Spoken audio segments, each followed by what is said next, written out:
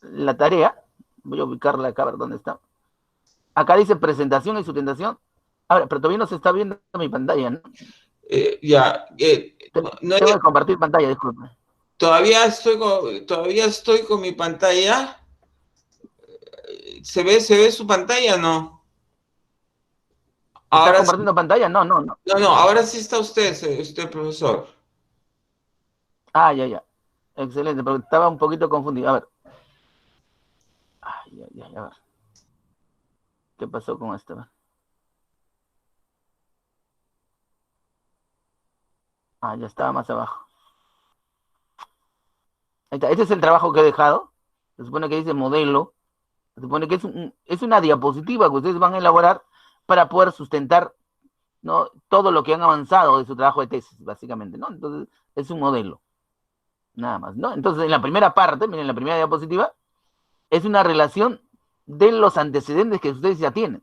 Se supone que cuando uno hace un trabajo de investigación para una tesis o un proyecto, debe tener sus antecedentes, ¿no? A nivel internacional y a nivel nacional. Se supone que lo mínimo o el margen con eso se trabaja en antecedentes 4 internacionales y 4 nacionales. Pudieran ser 3, como es proyecto, no hay problema. Pero lo ideal es que en una tesis sean mínimo 4, 4 o 5, ¿no? Pero generalmente se trabaja 4. 4 internacionales, 4 nacionales. Pero acá, en la diapositiva para sustentar, se colocan generalmente solamente 3, los que ustedes consideren más relevantes. Aquí va el título de la investigación, el autor y el país, ¿no es cierto? De hecho, año y país, ¿no? Entonces, esa es la primera diapositiva, ¿no? Es un resumen de los antecedentes de la investigación que ustedes ya tienen o que están realizando, ¿cierto? En la segunda diapositiva, es una diapositiva, pudieran ser 2 también, va el problema, o sea, a partir de la segunda diapositiva ya es más metodológico, ¿no? Entonces ahí va el problema general y los problemas específicos, ¿se dan cuenta? Entonces ahí redactan su problema general y sus problemas específicos. En la tercera, ¿no?, los objetivos, general y específico, ¿cierto? En la cuarta, la hipótesis, general y específico, de tal manera que podamos ver, ¿no?, si efectivamente hay coherencia entre lo que plantea el problema, lo que expresa la hipótesis y lo que dice el objetivo, ¿no es cierto? Entonces, ese es el detalle de la parte metodológica. Después de eso, ¿no? ¿No? Hay una diapositiva donde debe estar el diseño que está empleando, el diseño empleado y la muestra de trabajo, que es muy importante, ¿no? Incluso pueden hacer la diferencia entre población y muestra, ¿no? Pero ahí debe estar el gráfico, básicamente, ¿no? Se supone que todo diseño se expresa de manera gráfica. Ese gráfico del diseño ahí debe estar, en la mitad de la diapositiva. Y en la otra mitad, población y muestra. Te escucho, Mesa. Pero el diseño no es exactamente el enfoque que uno le da, o sea, si es cuantitativo, cualitativo, si es una investigación correlacional, no correlacional, o sea, todo lo que corresponde a la metodología, no es eso el No, diseño. no, no, no, no, no, solamente el diseño. Ahí. Porque el enfoque es otra cosa, ¿no? Cuando tú hablas de enfoque, hablas de decir cuantitativo, cualitativo mixto, ¿no es cierto? Sí. Claro, en la parte metodológica no, sino que es básicamente para ver el diseño, qué diseño están empleando, y para ver si el diseño es coherente con el planteamiento del problema, hipótesis que están siguiendo, ¿no? Entonces un poco para ver eso.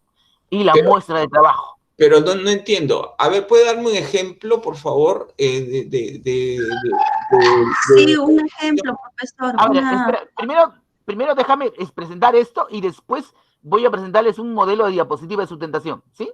Para que ya, lo vean ahí, ¿sí? No perfecto, déjenme mirar acá, porque por perfecto. ahí tengo algunas que en las cuales he sido jurado, las tengo y las voy a poner una para que la vean cómo es. El diseño, aquí la operacionalización, es muy importante la operacionalización, ¿cierto? La descripción de los instrumentos, cuando me refiero a descripción de los instrumentos, ¿no? Se refiere básicamente, ¿no?, a cuáles son los objetivos, la estructura del instrumento, eh, de repente el tiempo de aplicación, etcétera, etcétera, ¿no? Básicamente a esos detallitos. Aquí la validez y confiabilidad. Y aquí el trabajo de campo. Simplemente es una descripción de cómo sería el trabajo de campo, ¿cierto? ¿Correcto? Ahora, me voy a ir a otro documento.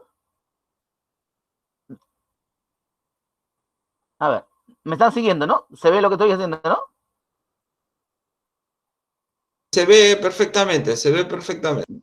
Sí, A ver, profesor. por acá Sí, tengo un sí, montón de diapositivas. A ver, acá. Vamos a coger una de estas. A ver. Una del 2020, a ver, una del 2020, una del 2020, 2020, 2020. Acá hay una del 2020, no. Justo acá hay un modelito, miren.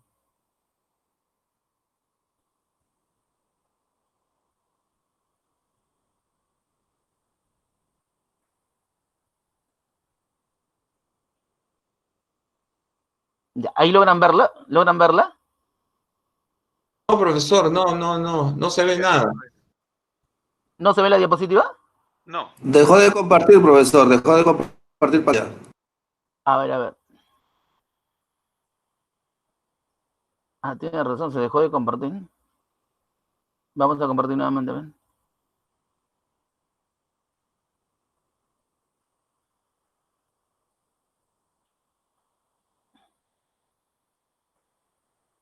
Ya.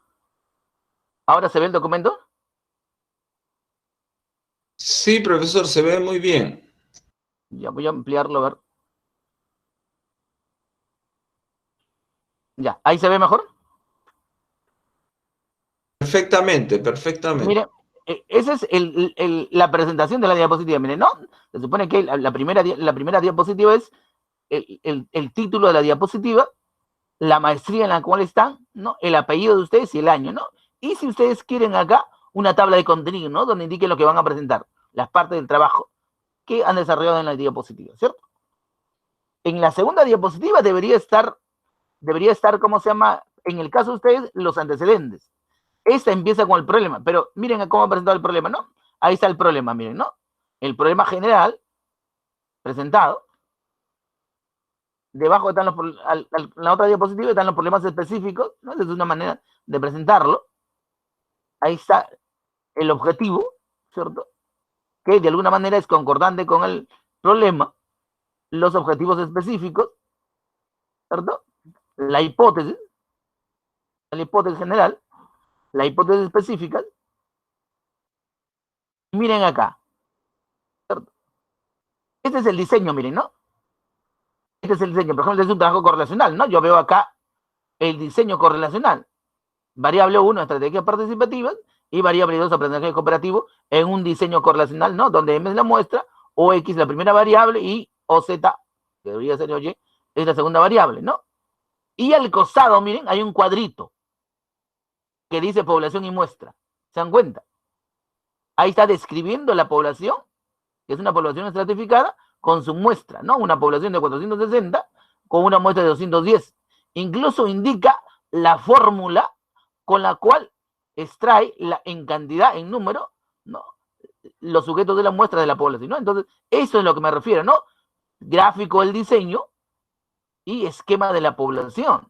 Porque dense cuenta que en una diapositiva, para sustentar, ustedes van a tratar de colocar la menor cantidad de palabras posible, sino lo que van a expresar de manera gráfica, a través de organizadores gráficos, la información que ustedes van a explicar.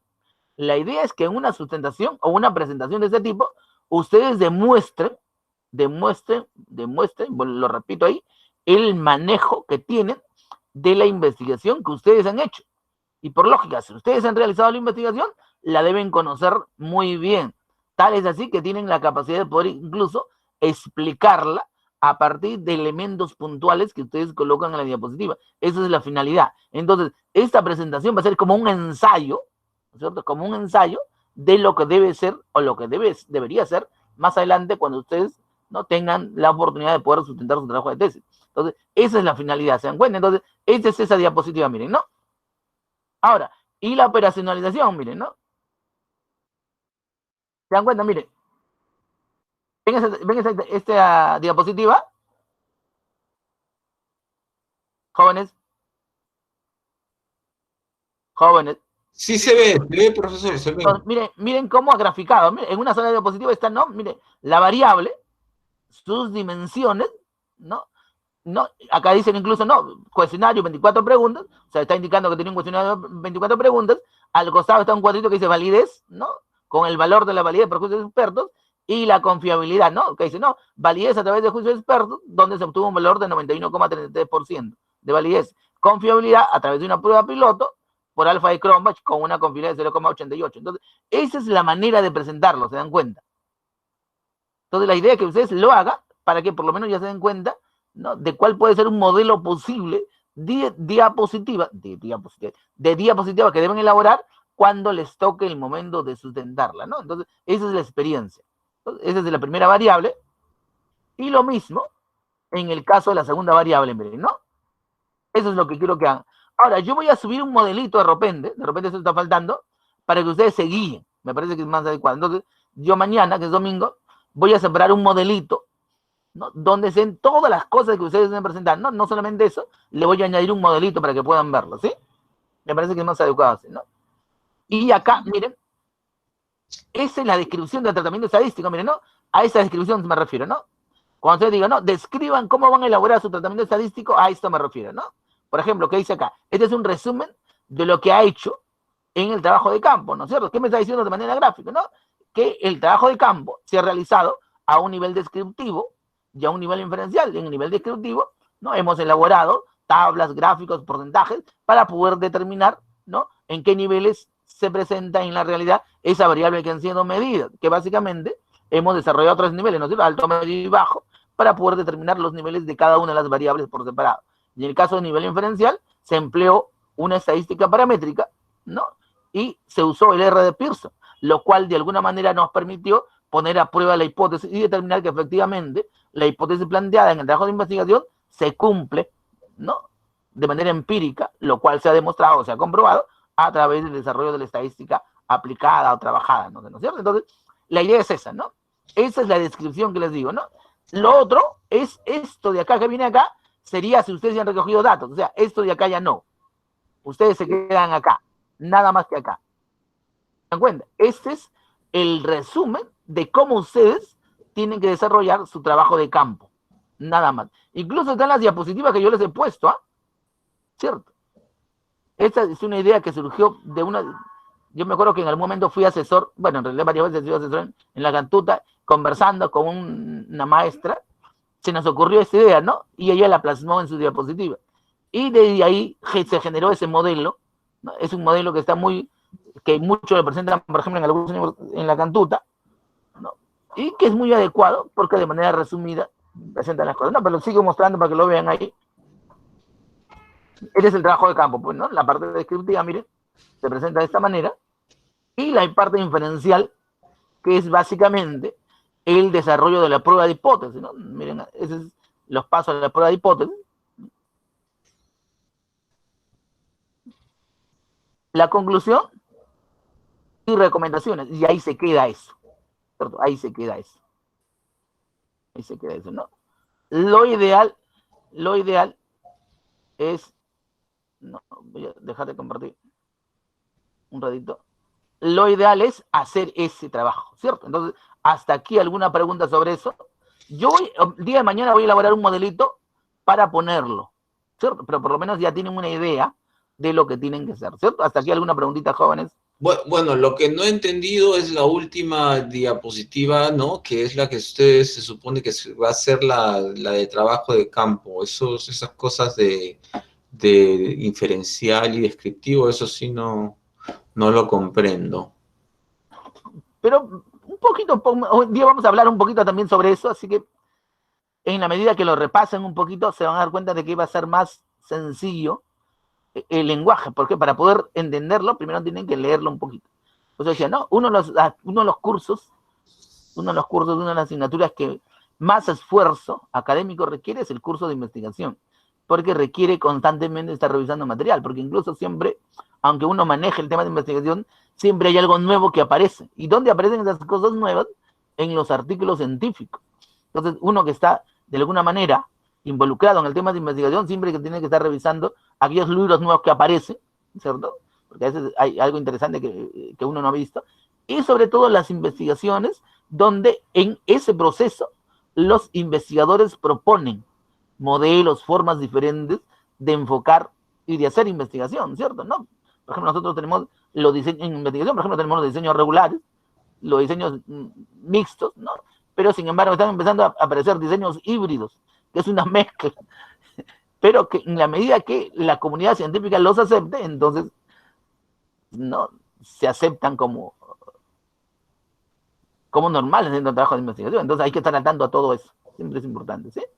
¿Alguna otra preguntita, jóvenes, para que podamos empezar?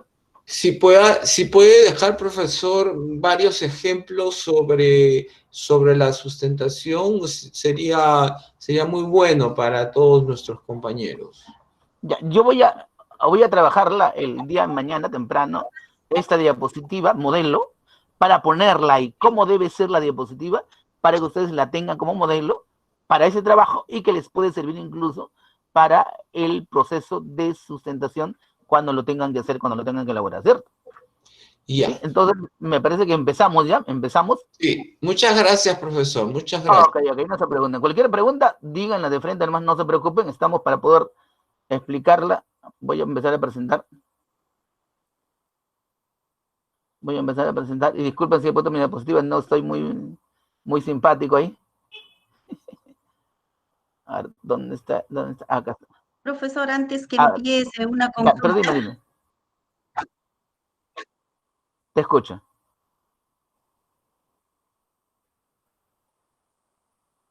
Dime. ¿Me escuchas? ¿Se escucha? No, después que he recolectado los 20 de lo que he enviado los ítems, tengo que procesarlo en un Excel de 20 preguntas que hizo, ¿no? Para poder tener el grado de confiabilidad. Claro, se procesa o en el Excel, ¿no? Porque hay un modelo ahí acá en la plataforma, o en el SPS también, no hay ningún problema. Así es. Ya, profesor. Ok, la última clase yo voy a volver a repetir algunas cosas que pudieran no haber quedado claras, ¿no es cierto? Porque algunas cosas de repente son complejas, ¿no?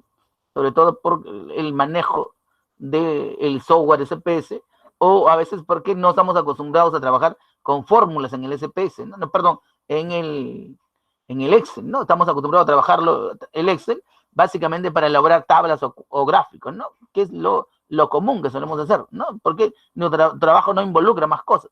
Sin embargo, cuando uno ya trabaja aspectos que tienen que ver con la estadística, no se ve obligado a incorporar, ¿no?, a lo que hace el empleo de las fórmulas estadísticas, ¿cierto? Y a veces nos resulta un poquito complicado. Pero bien, voy a repetir algunas cosas, no se preocupen. Bien, entonces, hoy día entramos ya al tema 5, que es el penúltimo tema, ¿cierto? Porque recuerden que los dos últimos temas tienen que ver con la prueba de hipótesis, ¿cierto? Uno es prueba de hipótesis en diseños no experimentales, que es la clase de hoy día, y otro es prueba de hipótesis en diseños experimentales, ¿cierto? Entonces voy a tratar de ser lo más explicativo, lo más claro posible, ¿no? Aunque dentro de esta parte del trabajo, no hay muchos conceptos nuevos, ¿no?, que pudieran en algún caso resultar complejos, ¿no es cierto? Entonces, miren que retomamos de algo conocido, ¿no es cierto? Retomamos de algo conocido, ¿no? Entonces, en las clases anteriores, en las dos clases anteriores, nos hemos preocupado por ver, ¿no?, cómo se trabaja a nivel descriptivo, ¿no es cierto? Porque recuerden que todo desarrollo de trabajo de campo, el tratamiento estadístico en una investigación, muy al margen de que sea de diseño no experimental o diseño experimental, no, siempre se realiza en dos niveles, un nivel descriptivo y un nivel inferencial, ¿no es cierto? Entonces, ¿qué cosa es el nivel descriptivo? El nivel descriptivo básicamente tiene que ver con, ¿no?, describir cómo se encuentra la variable en el momento en el cual estoy midiendo, ¿no es cierto? Me interesa ver el comportamiento de los datos de esa variable, ¿no es cierto? De tal manera que yo la describo en un nivel alto, medio y bajo, cuando hablo del nivel de diseños no experimentales, o establezco el punto medio de ese conjunto de datos cuando se trata de investigaciones experimentales, ¿no es cierto? Ese es un primer detalle. Ahora, en el caso del nivel inferencial, el nivel inferencial tiene como finalidad fundamental el poder determinar si la hipótesis que yo me he planteado en mi trabajo de investigación es verdadera o es falsa, ¿no es cierto? Para lo cual en el nivel inferencial lo que hago es poner a prueba mi hipótesis nula, ¿cierto? Porque recuerden que la prueba de hipótesis tiene un conjunto de pasos y el primer paso consiste en establecer o redactar, por así decirlo, las hipótesis estadísticas, ¿no? Y esas hipótesis estadísticas son dos: la hipótesis nula y la hipótesis alternativa, ¿cierto? Entonces, y en esa prueba de hipótesis, el primer paso es, ¿no?, plantear mi hipótesis estadística, ¿no? Hipótesis nula y hipótesis alternativa. Y el proceso implica poner a prueba la hipótesis nula para ver si es falsa, ¿no es cierto? Si es falsa, simplemente la rechazo, y si no es falsa, pues la acepto, ¿no es cierto? Ahora, entonces, este proceso, este nivel inferencial, entonces, no, consiste en validar la hipótesis de investigación, ¿no es cierto? Y determinar su verdad o su falsedad según las evidencias que aportan los datos, ¿no es cierto? O sea, los datos o el análisis de los datos a través de la prueba de hipótesis me va a determinar si mi hipótesis es verdadera o si es falsa, básicamente, ¿no? Sin embargo, el problema radica en que no toda fórmula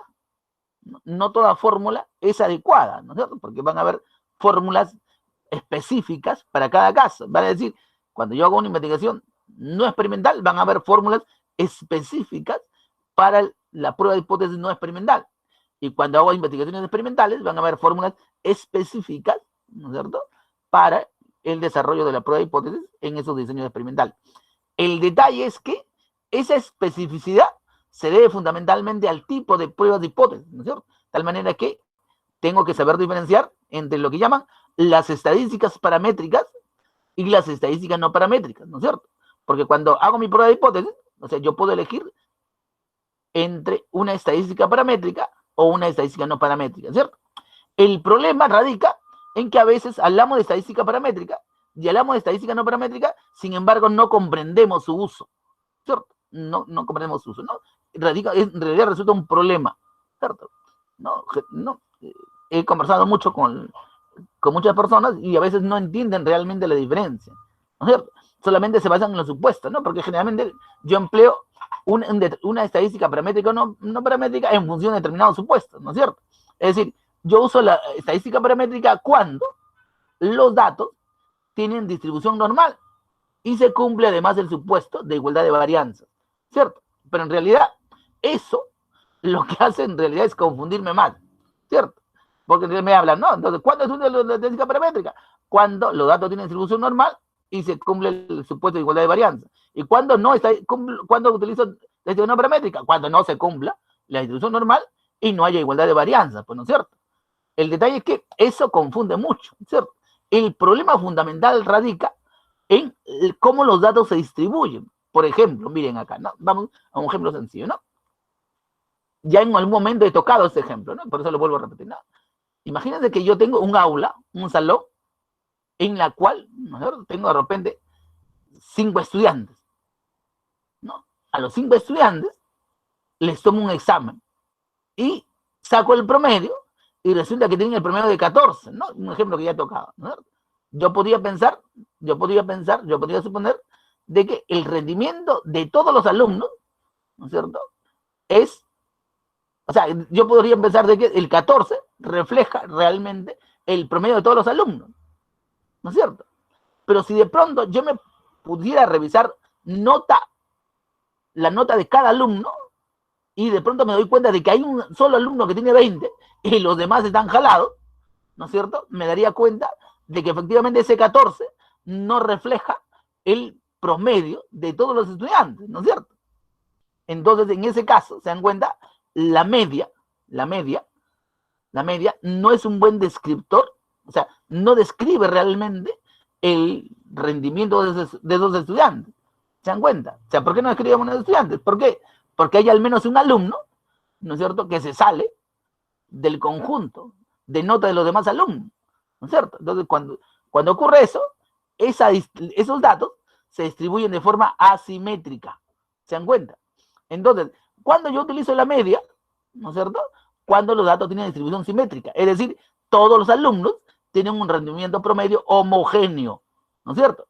En ese caso utilizo la media, en ese caso utilizo estadística paramétrica. O sea, la estadística paramétrica la empleo cuando los estadísticos que estoy empleando realmente refleja el promedio o la medición de los datos que yo quiero describir, ¿no es cierto?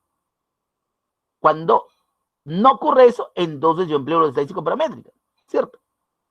Ese es el detalle. Es como si de pronto yo quisiera medir el peso, saber cuánto pesan los alumnos y tuviera una regla para medir el peso, ¿no es cierto? Entonces, por lógica, la regla no me va a permitir, ¿no?, determinar cuánto pesa Juan, ¿no es cierto? Yo quiero saber cuánto pesa Juan y de pronto tengo una regla, no la puedo utilizar para medir el peso de Juan, ¿no es cierto? En cambio, si yo quisiera medir la talla, de repente podría servirme, ¿no es cierto?, con un poquito de esfuerzo.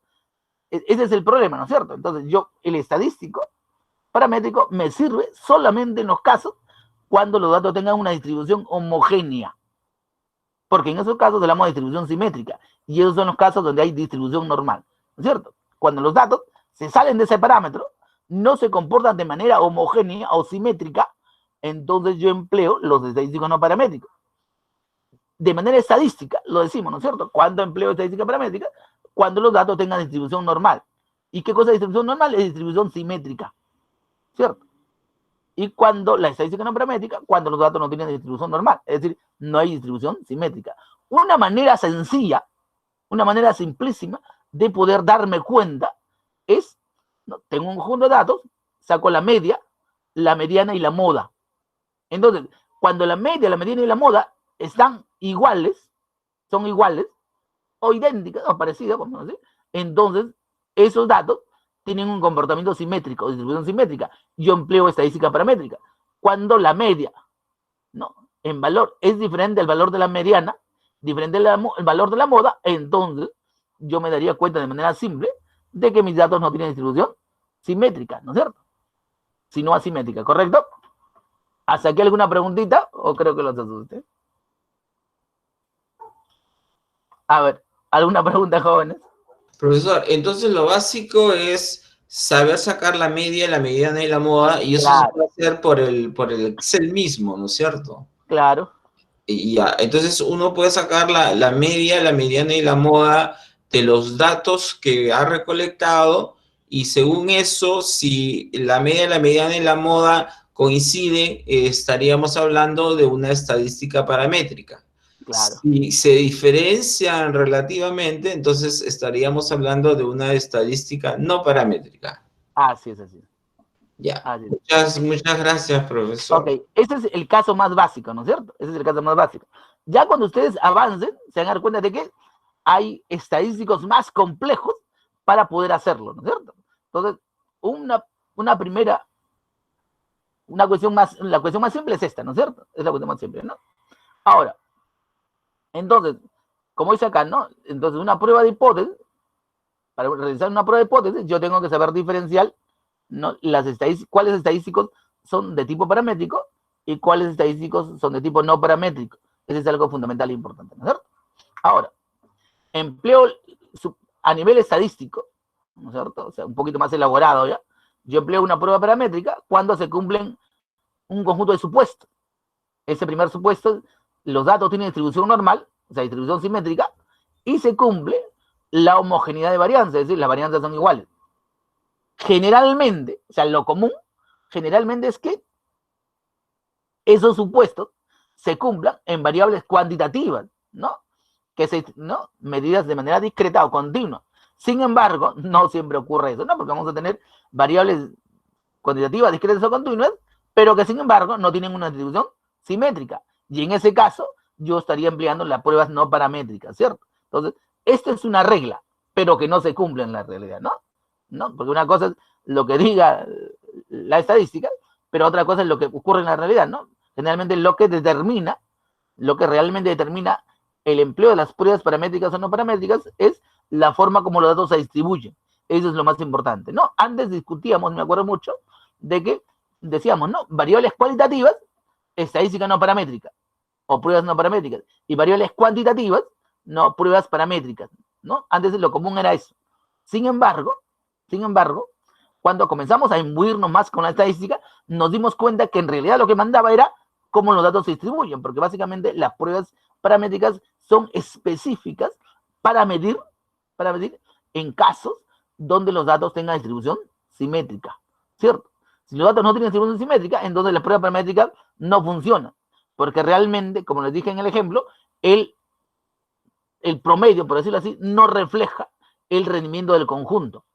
Y si eso es así, entonces los resultados que tendría no serían los adecuados. Y por lógica, la interpretación que le daría a esos resultados tampoco serían adecuados, ¿no es cierto? Entonces no sería una buena investigación. De ahí el detalle y el problema, ¿cierto? Ahora, para poder hallar la normalidad de los datos, hay un conjunto de estadísticos, ¿no? He colocado algunos simplemente, ¿no? Para no poner muchos, ¿no? Estadísticos, básicamente, ¿no? Hablamos de Kolmogorov-Smirnov y Shapiro. O sea, ahora, ¿y cuándo empleo, por ejemplo, esa prueba de normalidad? Cuando mis datos, ¿no? Cuando el N, recuerden que cuando hablo de N, yo me puedo estar refiriendo a la población en la muestra. Cuando digo N mayúscula, esa N mayúscula representa a la población. Pero cuando yo hablo de N minúscula, la N minúscula representa a la muestra, ¿no es cierto?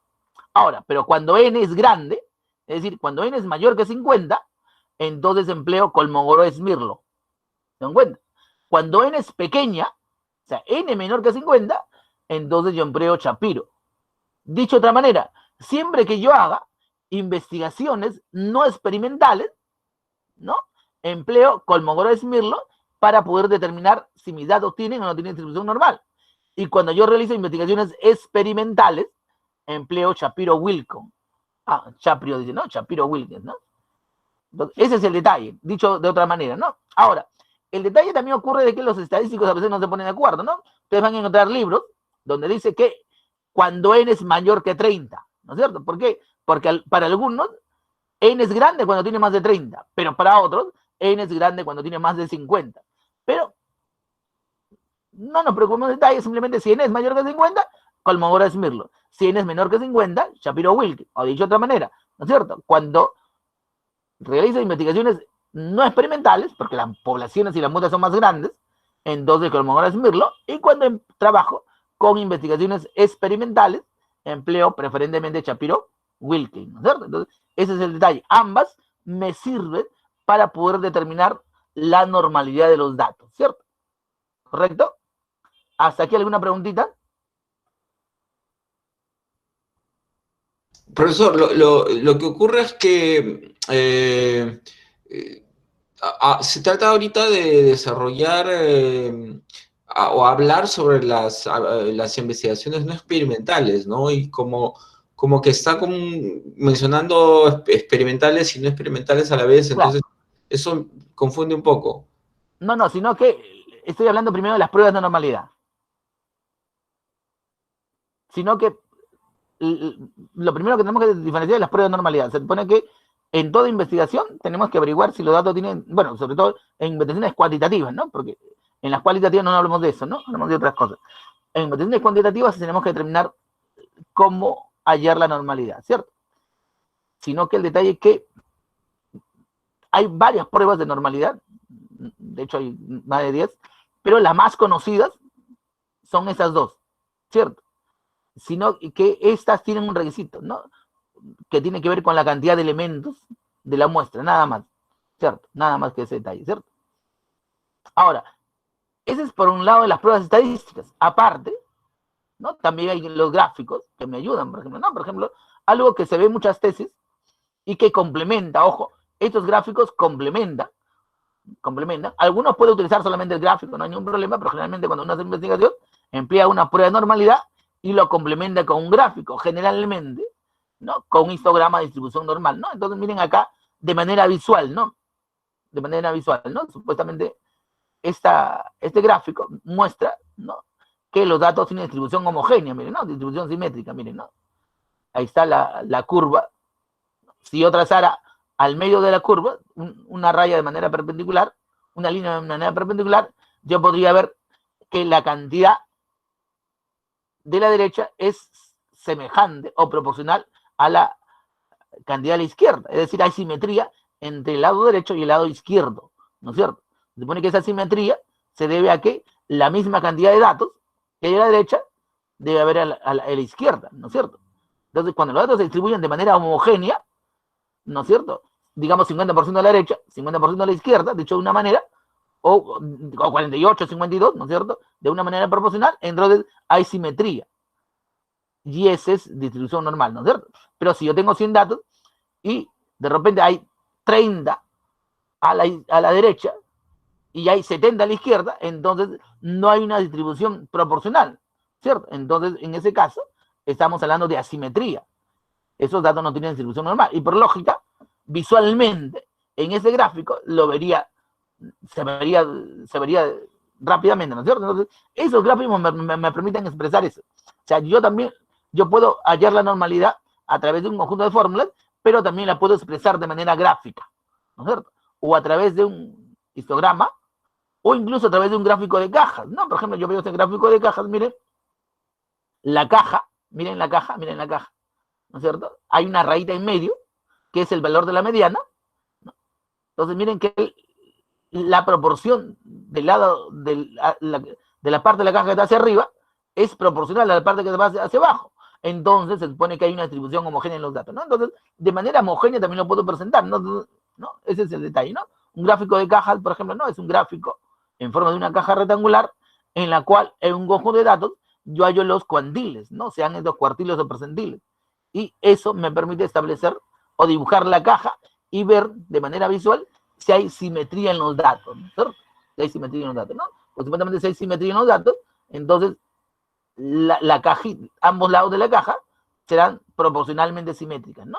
Entonces, ese es lo importante, ¿no? Poder saber, por lo menos primeramente, saber eso, ¿no? Porque a medida que uno sepa, tenga la información, aprender el manejo puede resultar más sencillo, incluso de poder entenderlo. Ese es el detallito, nada más, ¿cierto? ¿Hasta aquí alguna preguntita?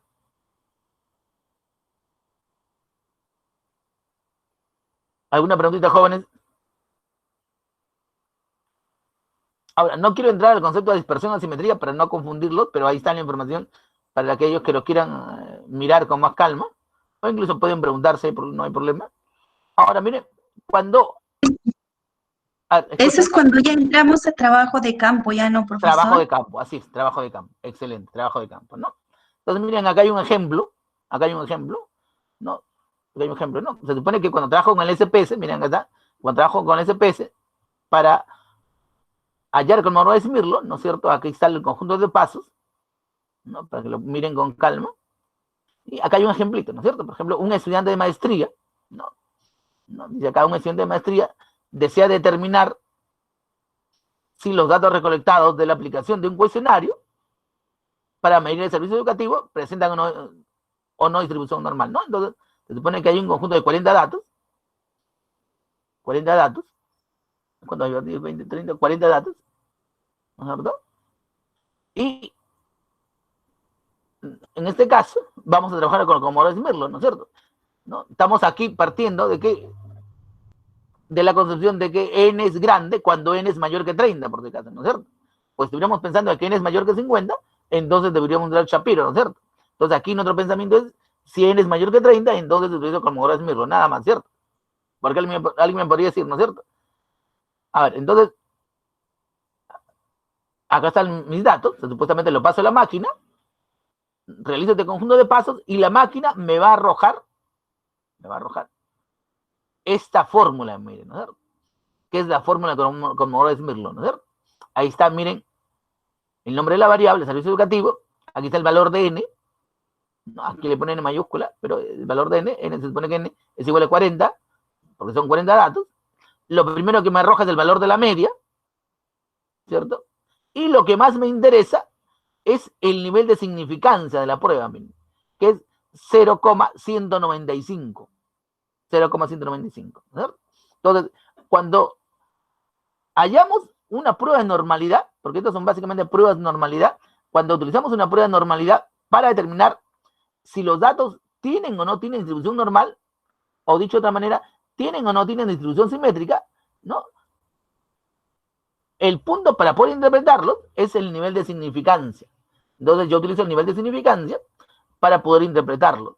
De tal manera que si el nivel de significancia, alfa, el valor de alfa, ¿no? Recuerden que yo le puedo decir nivel de significancia, alfa, o p valor también, o p value, ¿no es cierto? De manera más diferente. O sea, si el nivel de significancia es mayor que 0,05, entonces los datos tienen distribución normal, ¿cierto? En cambio, si este nivel de significancia es menor que 0,05, entonces los datos no tienen distribución normal. Entonces, es una manera sencilla, simple, de poder establecer la normalidad de los datos, ¿cierto? Entonces, vuelvo a repetir, ¿no? Entonces, dado un conjunto de datos, donde n es grande, vamos a decirle, donde n es grande, entonces yo empleo una prueba de Kolmogorov-Smirnov para poder establecer si los datos tienen o no tienen distribución normal. Entonces, estos datos han ingresado al SPS y el SPS ha arrojado esta fórmula, la tablita. Y donde mirando el nivel de significancia, ¿no? Este nivel de significancia es igual a 0,195. Y 0,195 es mayor que 0,05. Por lo tanto, mis datos o los datos tienen distribución normal, ¿no? Esa es la manera de poder interpretarlo, ¿no? Ahí está, miren, ¿no? Ahora, ¿cuándo? Hasta aquí alguna preguntita, por favor, disculpen. Jóvenes, aquí alguna preguntita. Ahora, algo importante es que siempre, lo más adecuado es, ¿no? Siempre que yo trabaje diseños no experimentales, entonces la manera de hallar la normalidad de los datos es a través de la prueba de Kolmogorov-Smirnov, ¿no? Una forma más sencilla de comprenderlo, ¿no? Y cuando yo trabajo investigaciones experimentales, ¿no? Yo utilizo Shapiro-Wilk, nada más, ¿cierto? Ahí está, ¿no? Ese es el caso de Shapiro-Wilk, ¿no? Aquí tenemos, por ejemplo, ¿no? Un conjunto de datos de 20 estudiantes, que dice que no, los siguientes datos corresponden a la aplicación de un cuestionario para medir la variable motivación, ¿no es cierto? Es un conjunto de 20 estudiantes, ¿cierto? Ahí están 20 estudiantes. Como n es pequeña, entonces empleamos Shapiro-Wilk, ¿no? Entonces, lo mismo, acá está Shapiro-Wilk, y mira un nivel de significancia, es 0,820. Entonces, como 0,8 o 0,820 es mayor que 0,05, entonces también, ¿no? ¿no? Los datos tienen distribución normal, ¿no? Eso es importante poder determinarlo. ¿Correcto? Entonces, ¿hasta ahí alguna preguntita? ¿Hasta ahí alguna pregunta, jóvenes? ¿Qué pasaría si midiera menos de 0,05, profesor? Entonces los datos no tienen distribución normal. Entonces, no, porque se supone que la prueba normal, porque esas son pruebas de normalidad. Entonces, una prueba de normalidad me permite establecer si los datos tienen distribución normal o los datos no tienen distribución normal. Entonces, ¿cómo me doy cuenta de eso? Por el valor del nivel de significancia, ¿cierto? Si el nivel de significancia es mayor que 0,05, los datos tienen distribución normal, ¿cierto? Ahora, si el nivel de significancia es menor que 0,05, los datos no tienen distribución normal. Ese es el detalle, ¿cierto? Ese es el detalle. ¿Correcto? Gracias, profesor, ya entendí. A ver, otra preguntita por ahí, ¿alguna otra pregunta?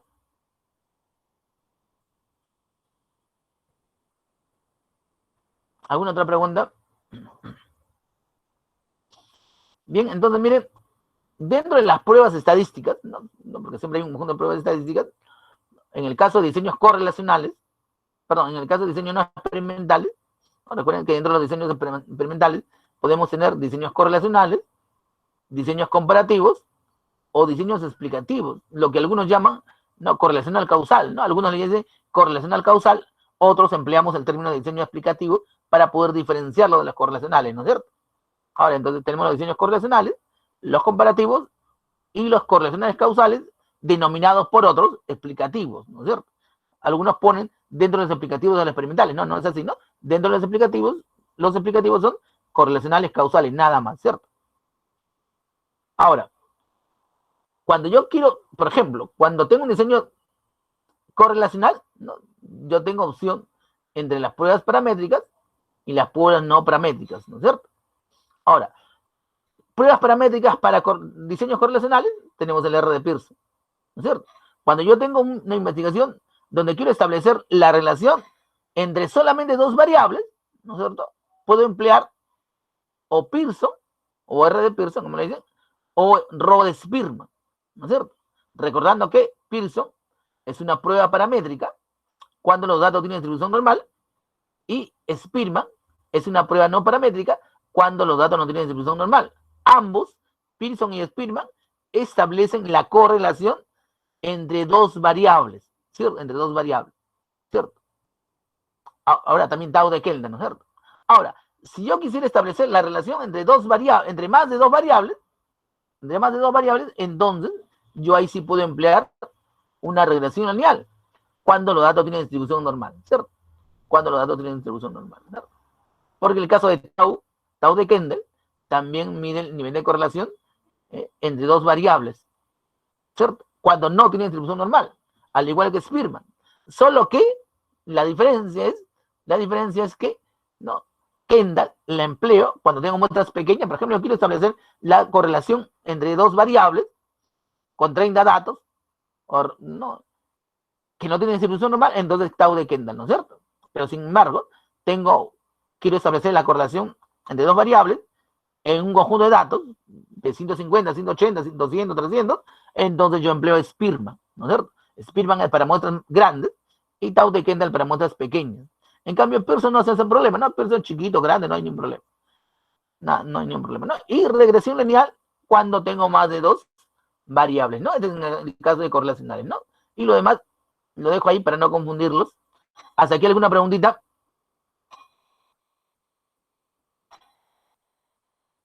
¿Alguna preguntita hasta aquí, jóvenes? Explique la comparativa. Ya la comparativa. Explique, ¿no? La comparativa. Ok, no se preocupen. Recuerden que cuando hacemos comparación, ¿no? Cuando hacemos comparación, generalmente tenemos opción entre dos tipos de instrumentos. Entonces, eso depende también del tipo de instrumento. Por ejemplo, digamos, ¿no? Yo quiero medir la calidad de servicio, ¿no es cierto? La calidad de servicio, ¿no? Yo quiero establecer la calidad de servicio entre un colegio particular y un colegio estatal, ¿cierto? Entonces yo tengo dos opciones. O les tomo, digamos, no, o les tomo una prueba de conocimiento o aplico un cuestionario, ¿no es cierto? Si yo, por ejemplo, quisiera medir la calidad del servicio educativo en matemáticas, por ejemplo, ¿no? O la calidad del servicio educativo en matemáticas, y les tomo una prueba de matemáticas, ¿no? Al colegio particular y al colegio estatal, entonces el estadístico que yo pudiera emplear sería o T de Student si los datos tienen distribución normal, o Human de Whitman si los datos no tienen distribución normal, ¿no es cierto? Eso es importante. Pero en algunos casos, ¿no? En algunos casos, no siempre comparo a través de una prueba de conocimiento. En algunos casos, lo que hago es elaborar un cuestionario, ¿cierto? Un cuestionario. Entonces, dense cuenta que el cuestionario es un instrumento con escala Likert, ¿no es cierto? Con escala Likert, respuestas politómicas, o sea, medido en escala ordinal. Entonces, en ese caso, yo no puedo emplear la T de Student, ¿cierto? Yo no puedo emplear la T de Student, ¿no? Para poder compararlo, ¿no? Si fuera prueba no paramétrica, ¿no? Yo puedo emplear una de Whitman, ¿no es cierto? No hay ningún problema. O puedo emplear chi cuadrada, por ejemplo, ¿no? La chi cuadrada también me permite comparar dos conjuntos de datos, sea cuando, ¿no? Mi instrumento es una prueba de conocimiento, o sea el caso cuando mi instrumento es un cuestionario, no hay ningún problema, ¿cierto?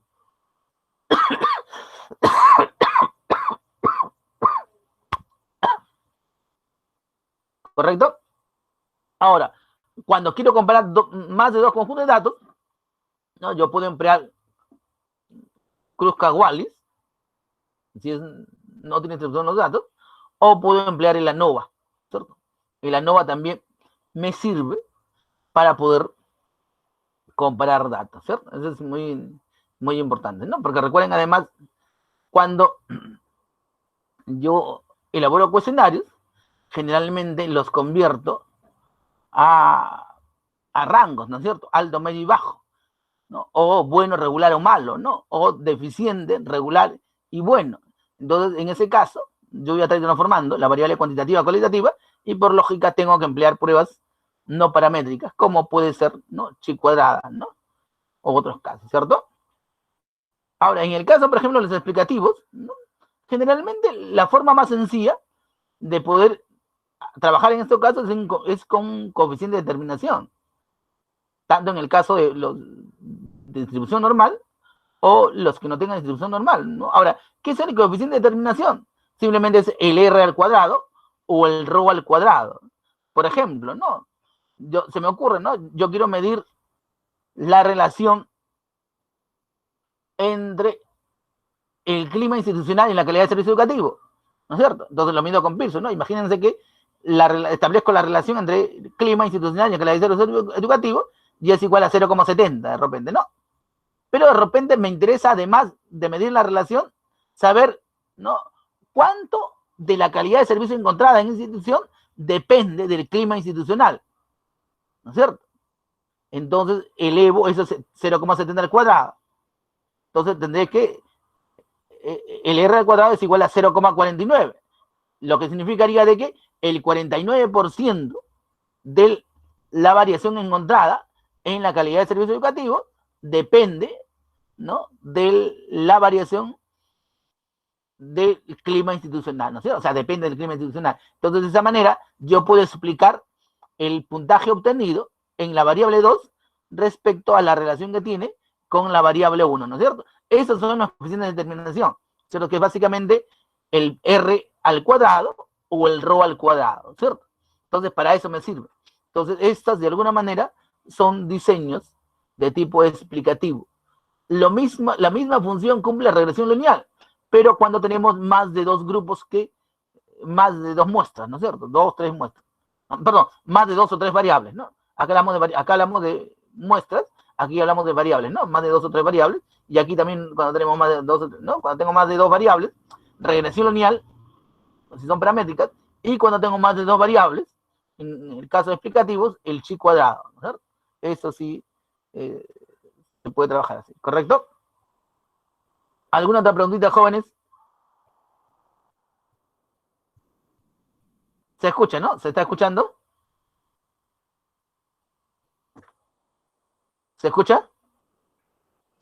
Sí, se escucha, profesor. Ah, ya, porque a veces se va la señal, entonces hay que estar atentos. Bien, y pasamos a la última parte que tiene que ver con la prueba de hipótesis, ¿cierto? La prueba de hipótesis. No, toda prueba de hipótesis, ¿no?, en este caso en diseños no experimentales, toda prueba de hipótesis tiene un conjunto de pasos que se debe respetar para desarrollar el trabajo de estadística, ¿no? Que empiezan primero con establecer las hipótesis estadísticas, ¿no? Seleccionar el nivel de significancia, escoger el estadístico de prueba, formular una regla de decisión y tomar una decisión estadística que tiene que ver, ¿no?, con rechazar la hipótesis nula o aceptar la hipótesis nula, dependiendo del valor de nivel de significancia, ¿cierto? Porque recuerden que en este caso la interpretación del nivel de significancia es al revés de las pruebas de normalidad, ¿no es cierto? Porque mi nivel de significancia también es 0,05, pero si el nivel de significancia es menor que 0,05, entonces en este caso rechazo la hipótesis nula, ¿cierto? Rechazo una hipótesis nula. Y si es mayor que 0,05, acepto la hipótesis nula, ¿no es cierto? Miren que la decisión está en función de o rechazar la hipótesis nula o aceptar la hipótesis nula, ¿cierto? Eso es así. Entonces, si rechazo la hipótesis nula, acepto la hipótesis alternativa, ¿cierto?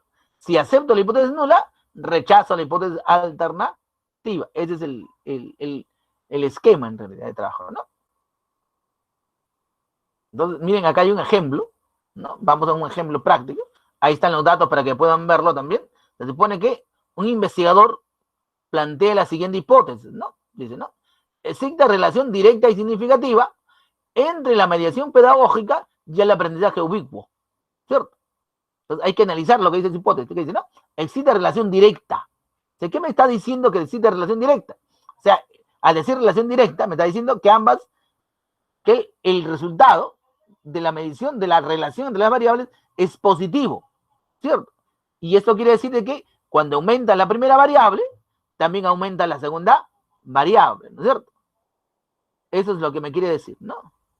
¿No? Y si decrece la primera variable, también decrece el valor de la segunda variable.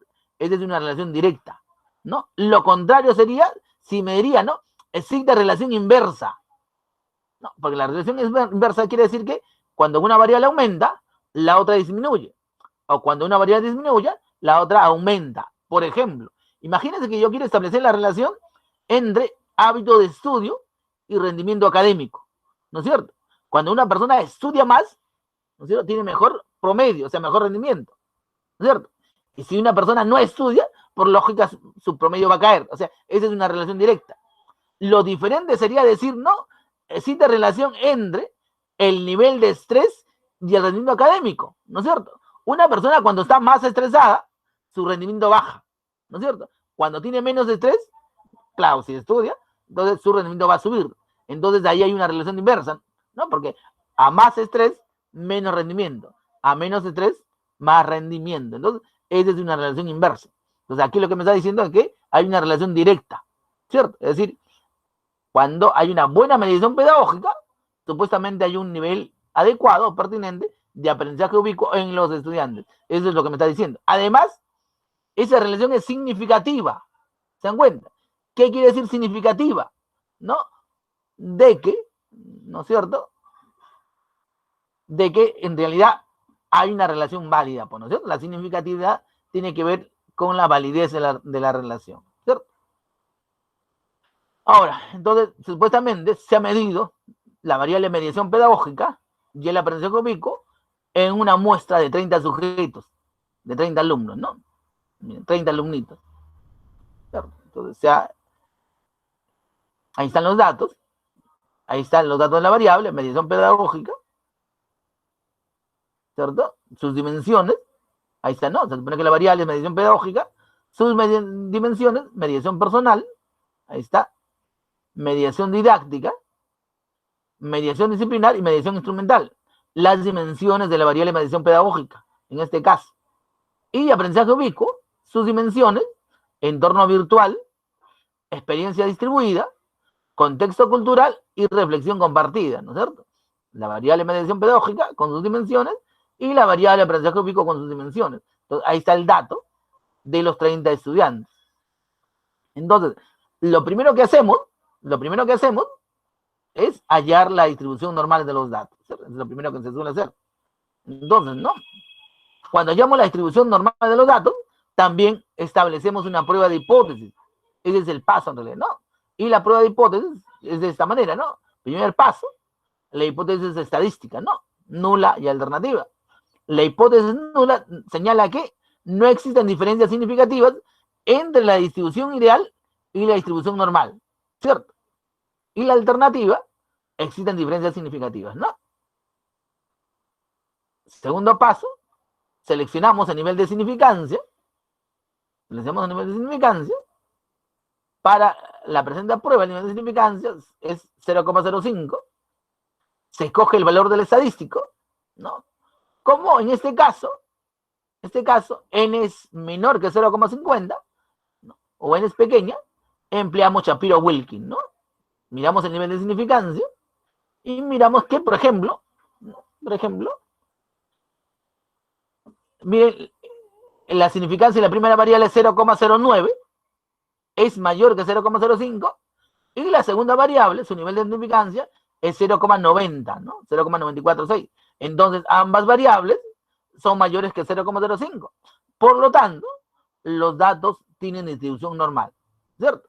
Entonces, como dice acá, como el valor de significancia del estadístico de pruebas de normalidad es 0,093 para la variable de mediación pedagógica y 0,94 para los datos de la variable de aprendizaje ubicuo, entonces se cumple que el nivel de significancia es mayor que 0,05. Por lo tanto, se acepta la hipótesis nula y se rechaza la hipótesis alternativa. Esto quiere decir que, según los resultados obtenidos, podemos afirmar que los datos tienen distribución normal. Por lo tanto, para el desarrollo de la prueba de hipótesis se utiliza la prueba paramétrica, ¿no?, R de Pearson, a un nivel de significancia de 0,05, ¿no? Entonces, miren cómo, dado un conjunto de datos, cuando yo voy a hacer mi prueba de hipótesis, lo primero que debo hacer es establecer si los datos tienen distribución normal o no tienen distribución normal. ¿Para qué? Si tienen distribución normal, yo ya sé de que debo emplear un estadístico paramétrico para esa prueba de hipótesis. Y si mis datos no tuviesen distribución normal, yo también sabría de que para la prueba de hipótesis tengo que emplear un estadístico no paramétrico. Entonces, esa decisión entre optar por un estadístico paramétrico o un estadístico no paramétrico depende de la distribución de los datos, ¿no es cierto? Distribución normal igual a estadístico paramétrico y no distribución normal igual a estadístico no paramétrico. Ese es el primer paso, ¿correcto? ¿Hasta aquí alguna pregunta, jóvenes? Sí, estimado profesor. A ver, a ver. O sea, no entiendo, si se acepta la hipótesis nula, es que la hipótesis que se estableció de que existía una correlación no es cierta. Entonces, No. Esta es una prueba, esta es la prueba de normalidad. Es otra cosa. Se supone que la prueba se supone que aquí la hipótesis nula dice no, los datos tienen distribución normal. Y la hipótesis alternativa dice los datos no tienen distribución normal. Es así. Ese es el detalle. Entonces aquí, si los datos tienen distribución normal, entonces acepto la hipótesis nula, porque es la que dice que los datos tienen distribución normal. Ese es el detalle. Es inverso, el procedimiento en la prueba de normalidad es inverso a una prueba de hipótesis regular. Es inverso. Ahora se van a dar cuenta de ese detalle, ¿sí? Este simplemente es para determinar si los datos tienen o no tienen distribución normal. Solamente para eso. Así es. No sé si logré contestar tu pregunta, discúlpame. se perdió el audio, profesor. No. ¿No hay audio? O sea, cuando usted estaba dando la explicación, se perdió el audio. Así ya. No logré escuchar. Nuevamente, no. El detalle es que esta es la prueba de normalidad. Y la prueba de normalidad es inversa. De manera inversa a una prueba de hipótesis regular. Aquí, no, para poder determinar, no, cuando determino si los datos tienen distribución normal, es validando la hipótesis nula. O sea, la hipótesis nula dice, mi dato tiene distribución normal. ¿No es cierto? Y la hipótesis alternativa dice, los datos no tienen distribución normal. Es al revés. ¿Cierto? O sea, si se cumple que los datos tienen distribución normal, entonces acepto la hipótesis nula. Si los datos no tienen distribución normal, entonces rechazo la hipótesis nula. Es de manera inversa. ¿Cierto? Es por eso que acá también no. Si el nivel de significancia es mayor que 0,05, los datos tienen distribución normal. Si el nivel de significancia es menor que 0,05, los datos no tienen distribución normal. Ese es el detallito nada más. ¿Ok? Profesor, una pregunta. A ver. ¿Y ese alfa, que es el nivel de significancia, se puede calcular? ¿O cómo se hace? No, sino que hay dos procedimientos. No. Dos procedimientos hay. No. Uno es trabajar de manera tradicional a mano. Entonces, no tenemos el valor alfa. Y otra cosa es trabajar con las pruebas, los paquetes estadísticos, ¿no es cierto? Que es el paquete estadístico, solamente el paquete estadístico te da el nivel de significancia, que es el nivel de alfa. Recuerda que cuando antiguamente trabajamos de manera tradicional, calculábamos el resultado de una fórmula a mano, ¿no es cierto? Y me salía un resultado, que yo llamaba el resultado calculado, ¿no es cierto? Y ese resultado calculado lo comparaba con un resultado de la tabla. Y había solamente dos posibilidades. O el resultado calculado de la fórmula era mayor que el resultado de la tabla, o el resultado calculado era menor que el resultado de la tabla, ¿no es cierto? Y así ese era el criterio para rechazar o aceptar una hipótesis nula, ¿cierto? De tal manera que si el resultado calculado era mayor que el resultado de la tabla, entonces rechazaba mi hipótesis nula y aceptaba mi hipótesis alternativa. Y si el resultado calculado era menor que el de la tabla, ¿no? Aceptaba la hipótesis nula y rechazaba la hipótesis alternativa, ¿no? Entonces, ese era el detalle, ¿no es cierto? De manera tradicional. Pero cuando empezamos a emplear paquetes estadísticos, nos dimos cuenta que el paquete estadístico no solamente me daba un resultado de la fórmula, sino además me daba un nivel de significancia. ¿Se dan cuenta? Un nivel de significancia. Ese nivel de significancia me sirve ahora, en la actualidad, para poder para poder rechazar o aceptar la hipótesis nula. Entonces, esa es la diferencia, ¿no? Cuando yo trabajo de manera tradicional, ¿no? Tengo un resultado de la fórmula, y cuando trabajo con el paquete estadístico, tengo aparte del resultado de la fórmula, ¿no es cierto?, el nivel de significancia. Por ejemplo, acá ven, ¿no? Valor de la prueba, o sea, el resultado de la fórmula, 0,94, 0,98. Nivel de significancia, 0,093 y 0,946, ¿no es cierto?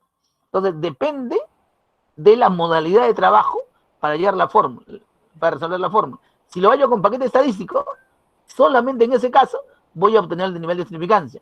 Y el nivel de significancia va a ser el criterio para aceptar o rechazar mi hipótesis nula, ¿cierto?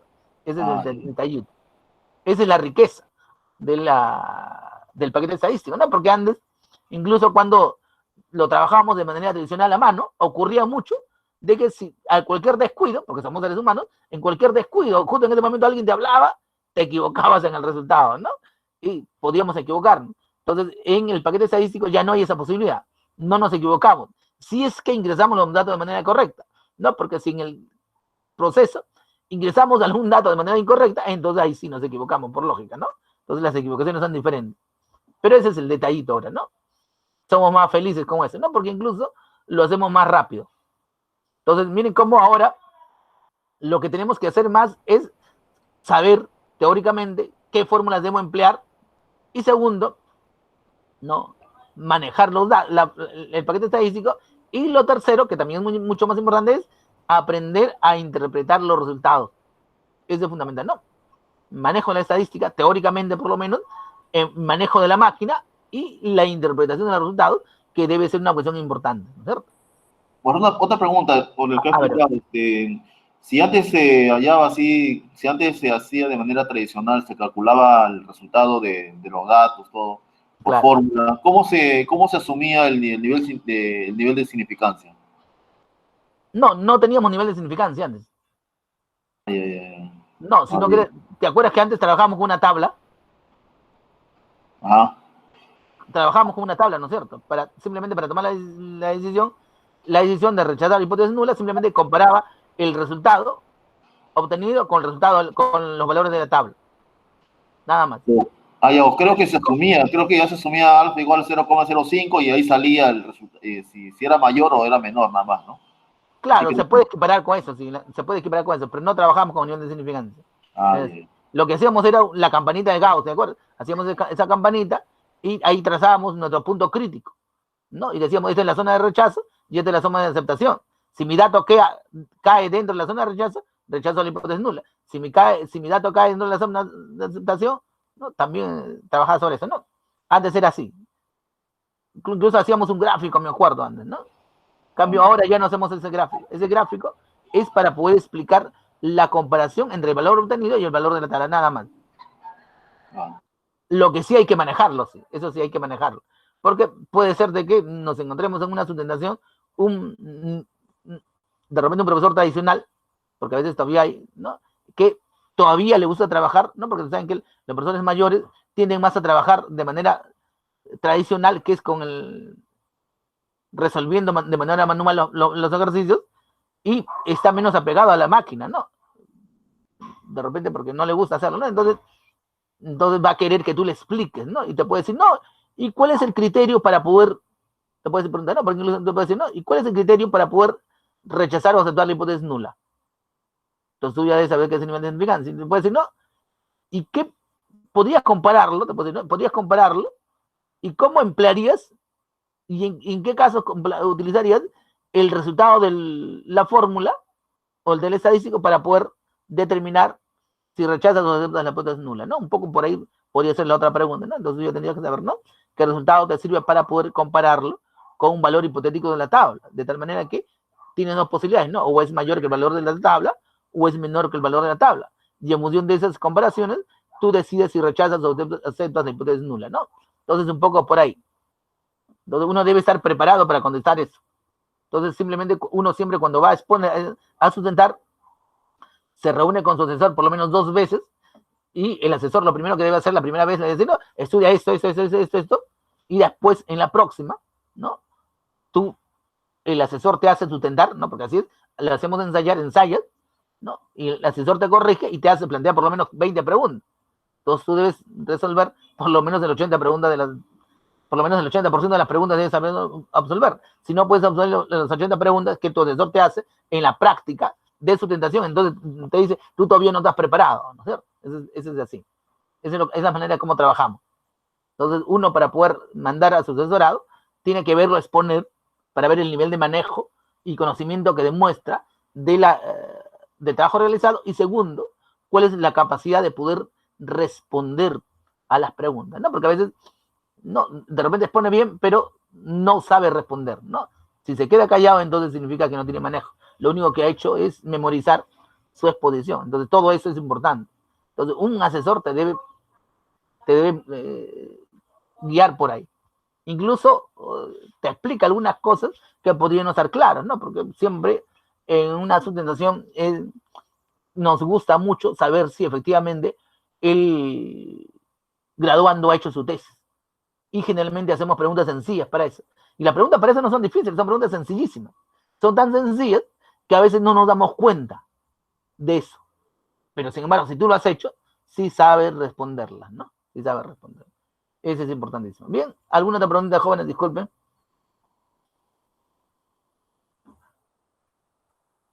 ¿Alguna otra pregunta al respecto, jóvenes? Sí se escucha, ¿no? ¿Se escucha? ¿Se escucha? Jóvenes, ¿se escucha? Sí, ya, eso no se escucha. Bien, pasamos a la prueba de hipótesis propiamente dicha ya. Ya me gusta la prueba de normalidad, ahora pasamos a la prueba de hipótesis, ¿no es cierto? No hay que confundir la prueba de normalidad con la prueba de hipótesis. Esa es la prueba de hipótesis, ¿no es cierto? Supuestamente, aquí planteamos una hipótesis, ¿no? De tipo correlacional, ¿no? Se supone que el primer paso, porque acá está pasando por paso, el primer paso es plantear las hipótesis estadísticas, ¿no? La hipótesis estadística dice plantear la hipótesis nula y plantear la hipótesis alternativa. ¿Se dan cuenta? Eso es lo importante y lo fundamental. Entonces, ¿para qué planteo la hipótesis nula? Recuerden que planteo la hipótesis nula primera porque es la que voy a poner a prueba. Yo no pongo a prueba la hipótesis alternativa, ojo. Es así. No pongo a prueba la hipótesis alternativa. ¿Cierto? La hipótesis alternativa no la someto a prueba, a experimentación, no la someto a demostración. La que pongo a prueba es la hipótesis nula.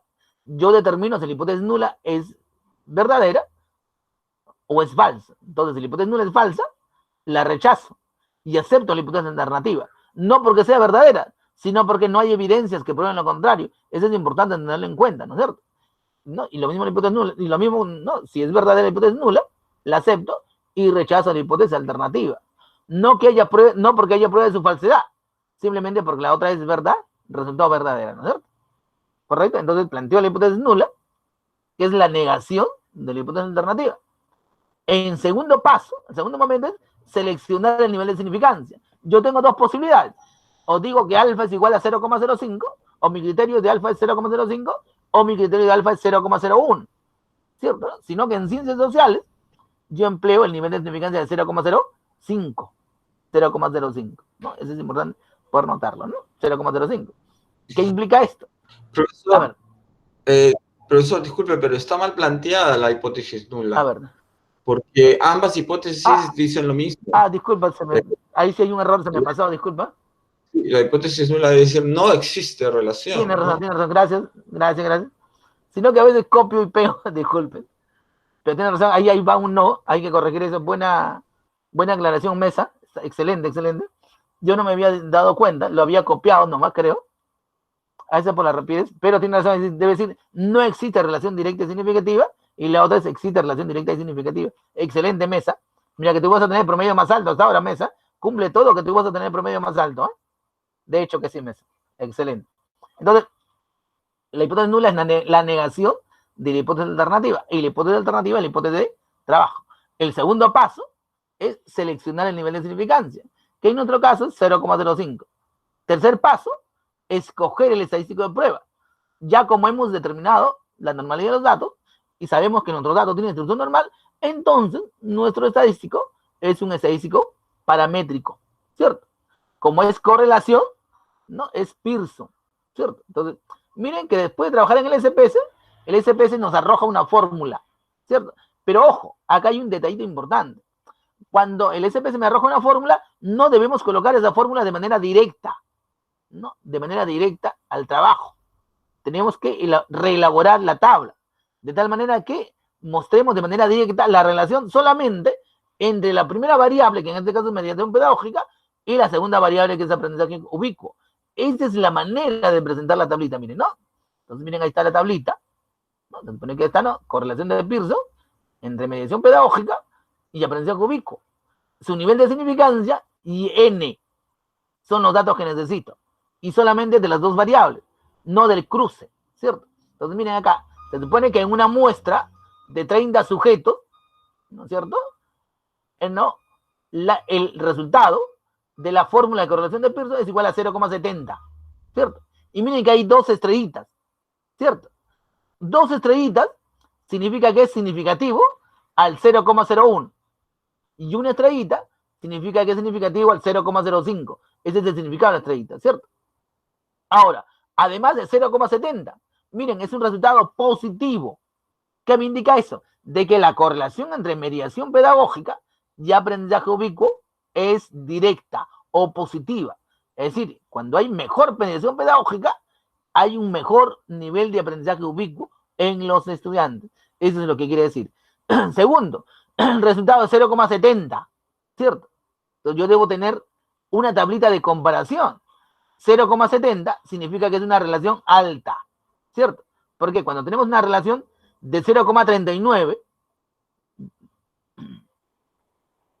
no, perdón, de 0,40 a 0,69 es moderada. Cuando la correlación es mayor que 0,69, o sea, 0,70 es una correlación alta. ¿Se dan cuenta? Entonces esta relación hasta ahora es directa y alta. ¿Se dan cuenta? Directa y alta. Además, el nivel de significancia es 0,00. O sea, es un valor inferior a 0,05. Además, es inferior también a 0,01. Por lo tanto, si es menor que 0,05, es una correlación significativa. Pero al ser menor también que 0,01, es altamente significativa. Ojo con ese detalle, ¿cierto? Entonces, hasta aquí yo puedo decir, ¿no? Es una correlación directa, alta y significativa. ¿Se dan cuenta? Entonces, en el paso 4 está ya la regla de decisión y dice, no, si alfa es mayor que 0,05, se acepta la hipótesis nula, ¿no? Y se rechaza la hipótesis alternativa. Sin embargo, si alfa es menor que 0,05, se rechaza la hipótesis nula y se acepta la hipótesis alternativa. Miren cómo la decisión está en función de la hipótesis nula, no en función de la hipótesis alternativa, ¿no es cierto? Entonces, yo acepto la hipótesis alternativa y rechazo la hipótesis nula. Perdón, acepto la hipótesis nula y rechazo la hipótesis alternativa. Rechazo la hipótesis nula y acepto la hipótesis alternativa. ¿Se dan cuenta? Entonces, la decisión de rechazar o aceptar la hipótesis alternativa está en función de la hipótesis nula. ¿Se dan cuenta? Es decir, la hipótesis que yo pongo a prueba es la hipótesis nula, no la alternativa. ¿Se dan cuenta? Eso es importantísimo notarlo. Y finalmente, en el quinto paso, yo tomo la decisión, ¿no es cierto? ¿Qué dice? Como el valor de significancia obtenido es 0,00, entonces el coeficiente de correlación es significativo. Asimismo, el valor del estadístico de Pearson es 0,70, ¿no? Y hay otro detalle acá. Del mismo modo, el gráfico de dispersión muestra que es una correlación lineal. Ahora, cuando establecemos la correlación entre dos variables, también hay un dato importante, ¿no? Estos pueden tener o una correlación lineal o una correlación no lineal, ¿cierto? Entonces, yo también debo mostrar eso. Entonces, ¿cómo muestro si mi correlación es lineal o no lineal? A través de un gráfico de dispersión, ¿no es cierto? Porque den cuenta que Pearson es un estadístico específico para correlaciones lineales, ¿cierto? Imagínense que yo estuviera midiendo la correlación entre dos variables que no tienen correlación lineal, entonces no podría emplear Pearson, ¿no es cierto? Entonces, eso es importante también notarlo, ¿no? Ahora, por lo tanto, se rechaza la hipótesis nula y se acepta la hipótesis alternativa, ¿no? Entonces, miren, finalmente, ¿no? Miren acá, este es el gráfico de dispersión, en donde establezco la correlación entre mediación pedagógica y aprendizaje ubicuo, ¿cierto? Y miren, si yo trazo una línea, ¿no? Desde la base hasta la parte final, una línea perpendicular, entonces, miren cómo esos circulitos se distribuyen alrededor de la línea, ¿no? Casi la base, casi tanto por encima, por debajo de la línea. Esta es una correlación lineal, ¿no es cierto? Una correlación directa son cuando los datos se dispersan de esa manera, ¿no? Si los datos estuvieran dispersándose de manera inversa, ¿cierto? En esta posición que estoy mostrando, entonces sería una correlación inversa, ¿no? Y si los datos se dispersan de otra manera, ¿no? De una manera no lineal, entonces emplearía estadísticos diferentes a los de correlación lineal, como en el caso de Pearson, cuando tiene distribución simétrica, ¿correcto? Entonces, generalmente, cuando hago un estadístico, una prueba de hipótesis en un diseño correlacional, yo lo complemento gráficamente con un diseño, con un gráfico de dispersión para poder mostrar o evidenciar de manera gráfica que mis variables tienen una correlación lineal, ¿cierto? ¿Sí? ¿Hasta aquí alguna pregunta, jóvenes? ¿Hasta aquí alguna preguntita? ¿Alguna preguntita? Bien. Dejamos de compartir. Y me parece que por ahora